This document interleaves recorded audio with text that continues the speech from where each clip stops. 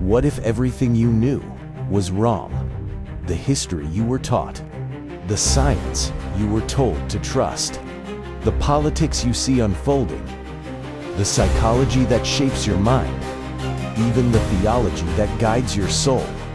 What if none of it is as simple as it seems? Every great story has secrets. Every fact has shadows. And every truth has another side waiting to be uncovered. Here, nothing is sacred. Nothing is off-limit. We dive into conspiracies, hidden histories, and unanswered questions that most people are too afraid to ask. I'll present the theory. You will decide. Argue it, break it, expand it, or prove it wrong. Because theories don't live in silence. They thrive in debate.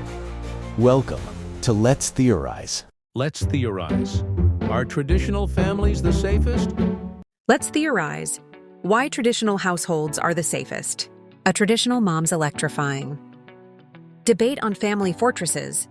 Ladies and gentlemen, fellow warriors in the arena of parenthood, hear me now as I step into this debate not as a distant pundit, but as a traditional mother, a woman who's felt the raw pulse of life in her womb, wiped endless tears, and stood guard over her family like a lioness over her cubs, in the spirit of good arguments, where we build bridges of common ground, wield evidence like sharpened swords, and anticipate the storms of opposition. I declare with unshakable conviction. Traditional households are the safest households. Picture our nuclear families as besieged citadels in a cultural war zone. Media moguls and ideologues hurl stones, labeling them oppressive chains, or rallying to abolish them as relics of a bygone era. Fathers? Reduced to caricatures bumbling sitcom dads in 39.9% of portrayals, stripping away their heroic mantle as family sentinels. Yet amid this onslaught, the data rises like an indomitable phoenix, a committed marriage between mom and dad, nurturing their biological children. Isn't just tradition, it's an impenetrable shield, forged in biology and balance, safeguarding our kids' hearts and bodies. Traditional homes also stand as economic strongholds, with married biological parents boasting a median household income of $90,000, nearly double the $46,000 of single-parent homes, buffering kids from poverty's perils. And the ripple effect? Children raised in these stable havens soar higher in life, with adults from intact two-parent families earning up to 20 to 30% more annually than those from single-parent or unstable homes, thanks to better education and opportunity access.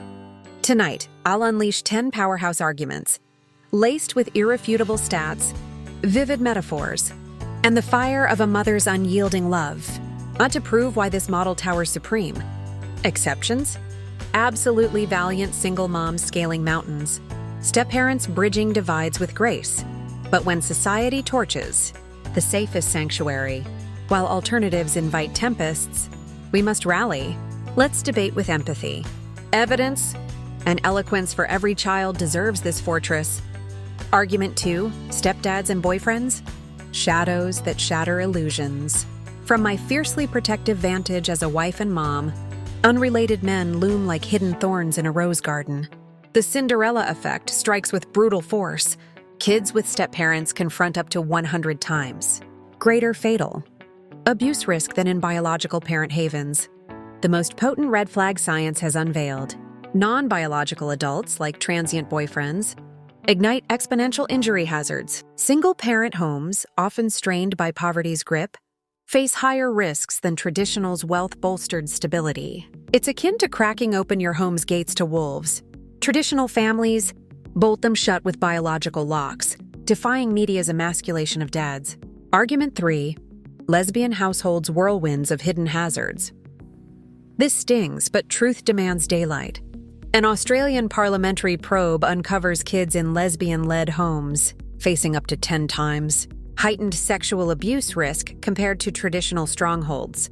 Imbalances in gender dynamics swirl like unchecked cyclones, often compounded by economic instability absent in dual-earner traditional homes.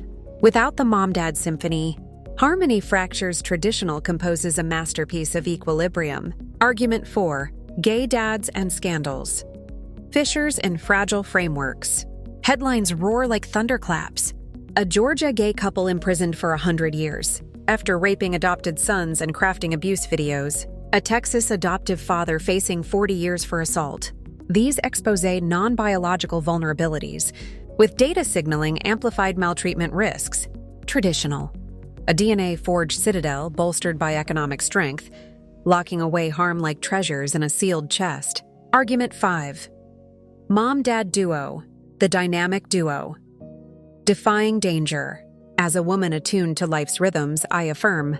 Children thrive under a father's steadfast oak and mother's nurturing vine.